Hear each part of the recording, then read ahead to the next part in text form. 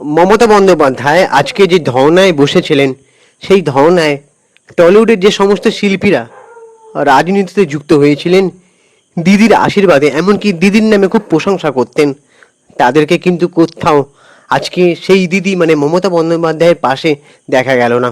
এটা কেমন বিচার? আজকে মমতা বন্দ্যোপাধ্যায় যে ধর্নাতে বসেছিলেন, সেই ধর্নাতে উনি যে উদ্দেশ্য প্রাণিতভাবে বসেছিলেন সেটা হচ্ছে রাজনৈতিক হিংসা নাকি ভোট পরবর্তীকালে, তারপরে নিট পরীক্ষার প্রশ্নপত্র জাল হয়ে যাওয়া, ফাঁস হয়ে যাওয়া, সেটা নিয়ে, তারপরে হকার উচ্ছেদের ঘটনা নিয়ে। কিন্তু কোথাও গিয়ে মনে পড়ে যাচ্ছে যে ওনার দলে তেমন সব বিধায়করা কিন্তু আসছেন না। কুণাল ঘোষকে দেখতে পেয়েছি, আরও অনেককে দেখতে পেয়েছি, কিন্তু সেরকমভাবে ওনার দলের কর্মীরা সাথ দিচ্ছেন না ওনার সাথে। আর এটা কোথাও গিয়ে একটা খারাপ লাগছে। তারপরে সব থেকে খারাপ লাগছে সেলেপরা। সেলেপরা যখন সুখের পায়রা হয়েছিল এই দলের হয়ে, কতদিন তারা সাংসদে এমনকি মানুষের জনহিতকর কল্যাণ কাজে সময় দিচ্ছিলেন, সেটা নিয়ে সন্দেহ আছে। মানে 80% তারা কি সময় দিয়েছিল কোথাও? না। 10% সময় দিয়েছিল কিনা সেটাও নিয়ে সন্দেহ আছে, কিন্তু তাও তারা রাজনীতির সমস্ত সুযোগ সুবিধা ভোগ করে গেছে। তো আজকে মমতা বন্দ্যোপাধ্যায়ের পাশে তারা কেন রইলেন না, এটা নিয়ে বড় প্রশ্ন রয়ে গেল।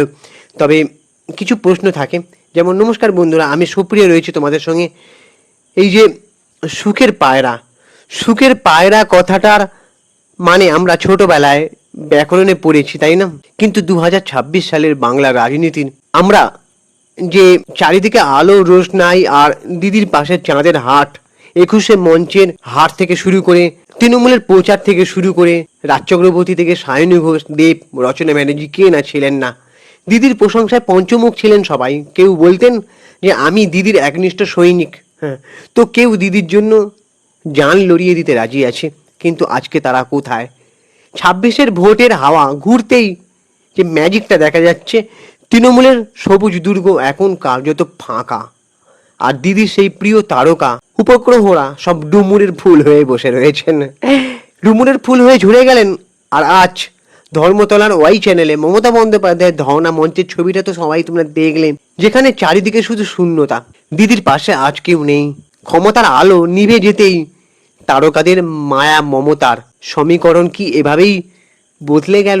আর আজ সেই গল্পটাই বলবো, দেখতে থাকুন আমাদের ভিডিওটা। 26-এর ভরাডুবির পর 1 মাসও কাটেনি এখনো পর্যন্ত, এর মধ্যেই তৃণমূলের অন্দরে যেন উধাও সিন্ডম দেখা গিয়েছে। কালীঘাটের বৈঠকে অর্ধেক বিধায়ক গড় হাজির, নেতারা প্রকাশ্যে ক্ষোভ উগড়ে দিচ্ছেন, এমনকি সোনারপুরে গিয়ে খোদ অভিষেক বন্দ্যোপাধ্যায় পর্যন্ত হামলার মুখে পড়েছেন। অবস্থা এতটাই বেগতিক যে হামলা, রিগিং, ভোট পরবর্তী হিংসা আর SIR এর মতন একগুচ্ছ ইস্যু নিয়ে রানী রাসমণি রোডে ধর্নায় বসতে হলো মমতা বন্দ্যোপাধ্যায়কে। অথচ সেই মঞ্চে এক পা রাখার জায়গা থাকতো না। আর সেখানে টলিউডের কোনো হেভিওয়েটের অভিনেতা অভিনেত্রী দূরের কথা, কোনো স্বঘোষিত তৃণমূল সৈনিককেও দূরবীন দিয়ে খুঁজে পাওয়া যাচ্ছে না। বুদ্ধিজীবীরা হঠাৎ কেন এমনভাবে নির্বাক হয়ে গেলেন? তো এবার চলুন একটু খোঁজ নিই যে আমাদের প্রিয় তারকারা এই চরম বিপদের দিনে ঠিক কতটা ব্যস্ত। যেমন দেব, যার সিনেমা রিলিজের সময় দিদি নিজের শুভেচ্ছা জানাতেন, সেই সুপারস্টার দেব এখন কোথায়? তিনি নাকি তার পুজোর নতুন ছবি রিলিজ করছেন, পুজোয় DSU-7, তার শুটিংয়ে দারুণ ব্যস্ত। ছবির মহরত হয়ে গিয়েছে শুভশ্রীকে নিয়ে, সেখানে পলিটিক্সের অ্যাকশন ছেড়ে এখন ক্যামেরার সামনে লাইভ অ্যাকশনে মন দিয়েছেন। দিদির ধর্ণা মঞ্চের চেয়ে সিনেমার সেটটাই বোধ হয় এখন তার কাছে বেশি সেফ। সায়নী ঘোষ ও রাজ চক্রবর্তী এককালের দাপুটে অভিনেতা বা সাংসদ বা যাই বলুন না কেন আপনি, সায়নী ঘোষ যার গলা শুনলে চত্বর কাঁপতো, লাগাও, তো তিনি আজ বেপাত্তা। আর নিজেকে দিদির একনিষ্ঠ সৈনিক দাবি করা পরিচালক রাজ চক্রবর্তী, তিনিও আর পলিটিক্যাল সিনেমার স্ক্রিপ্টে পাঠ নিতে চাইছেন না। ডিরেক্টরের সিট ছেড়ে ধর্নার মঞ্চের মাঠে বসাটা হয়তো এখন তার লাভজনক মনে হচ্ছে না। সায়ন্তিকা ব্যানার্জি, ভোটের রেজাল্ট বেরোনোর পর সায়ন্তিকা কি করছেন জানেন? আপনি শুনলে অবাক হবেন। তিনি জিমে চরম ব্যস্ত, কখনো জিম করছেন, কখনো আবার নাচছেন। ওনার ভেরিফাইড ফেসবুক পেজে আপনি গিয়ে দেখবেন ওনার যে নাচ কীর্তনের ভিডিও, উনি যে জিম করে শরীরে মেদ ঝরাচ্ছেন সেই ভিডিও যদি দেখেন, ওনার ওখানে যদি 10,000 খানা রিয়াকশান থাকে সেই পোস্টে, সেখানে 9,500 খানার মতনই রিয়াক্ট। তো সোহম, রচনা এবং বাকিরা, এদের কথা যদি বলি, যে দুবারের বিধায়ক সোহম চক্রবর্তী নেই, দিদি নাম্বার 1 রচনা বন্দ্যোপাধ্যায় নেই, জুন মালিয়া, শতাব্দী রায়, কাঞ্চন মল্লিক, লাভলি মৈত্র, এমনকি ভোটের প্রচারে পিচ দাপিয়ে বেড়ানো সৌমিতৃষ্ণা কুণ্ডু কোথায়? সবাই যেন একসাথে মিস্টার ইন্ডিয়ার ঘড়িটা পেয়ে গেছেন, তাই মিলিয়ে গেছে। আমি যদি কথা বলি, রাজনীতি কি শুধু লাইমলাইট পাওয়ার একটা উইন্ডো? আসলে ভোট ব্যাংক ভারী করতে বিনোদন জগতের লোকেদের রাজনীতিতে আনা এটা নতুন কিছু নয়। আর এই শুরুটা অনেকে বলে নাকি তৃণমূল শুরু করেছিল টলিউডের। বিগত 15 বছর ধরে এই স্ট্র্যাটেজি খুব ভালোভাবেই কাজে লাগিয়েছিল। ছেলেপরা ও দিদির চতুর্দিকে উপগ্রহের মতন ঘুরে বেড়াতো, নক্ষত্রের মতন সবসময় পদার্পণ করত, লাইমলাইট আর ক্ষমতার আস্বাদ নিত। বেশ, তো কিন্তু আজ যখন ক্ষমতার বাইরে দল যখন কঠিন লড়াই করছে, ঠিক তারা কোথায় চলে গেলেন? সেলিব্রিটিদের ফুল অ্যাটেন্ডেন্স বদলে গেল জিরো অ্যাটেন্ডেন্সে। রাজনীতিকে যারা শুধু ক্যারিয়ারে রিলঞ্চিং প্যাড বা প্রিলিভেজ পাওয়ার জায়গা মনে করেছিলেন, ক্ষমতা যেতেই তাদের আসল রূপটা সামনে এলো। একেই বলে বোধ হয় সুসময়ে সবাই সখা, অসময়ে কেউ নয়। বুঝলে বন্ধুরা, এটাই হচ্ছে ব্যাপার। তো যারা বলতে যে দেবদা ভালো পলিটিক্স করে, মানে দেবদা মানুষের কাজ করে, কোথায়? আরও যারা রাজ চক্রবর্তী থেকে শুরু করে সবাই, তাদেরকে অতটা না রাজনীতির মানুষ সেটা পছন্দ না করলে দেবদাকে নিয়ে সবাই বলতো দেবদা না মানুষের জন্য কাজ করে, দেবদা ভালো মানুষ। তিনি আজ কোথায়?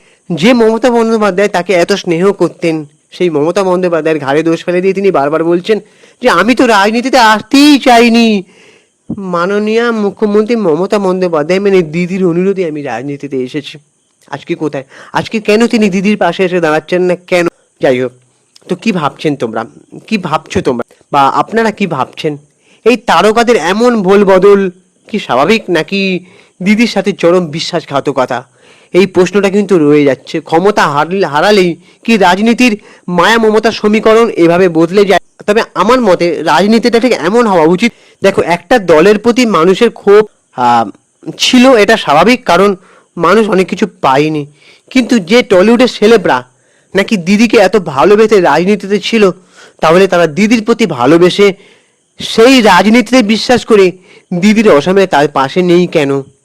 এটাকেই তো বলে তার দলের প্রতি, দলের কর্মকর্তার প্রতি বা দলের লিডারের প্রতি ভালোবাসা। যে আমি যেমন সুসময়ে ছিলাম, অসময়েও পাশে থাকবো। তাই কেন আজকে তাদেরকে দেখা যাচ্ছে না কেন? দিদিকে ইনভাইটেশন দেননি, নাকি তারা ইচ্ছা করে আসছেন না, কোনটা? তো সেটা তোমরা অবশ্যই কমেন্ট করে জানাও তোমাদের কি মনে হচ্ছে। ভিডিওটা ভালো লাগলে লাইক করো, শেয়ার করো, আর বন্ধুদের সাথে শেয়ার করো। এরকম আরও কড়া পলিটিক্যাল অ্যানালাইসিস আর রোস্টিং ভিডিও দেখতে আমাদের চ্যানেলটাকে অবশ্যই সাবস্ক্রাইব করো, বেল আইকনটা প্রেস করে দাও। কি বলবো, ভালো থেকো সবাই। জয় হিন্দ, বন্দে মাতরম, টাটা। আমি ইনস্টাগ্রামে রয়েছে, আমাকে ফলো করো, সুপ্রিয় সিনেমেরিয়া।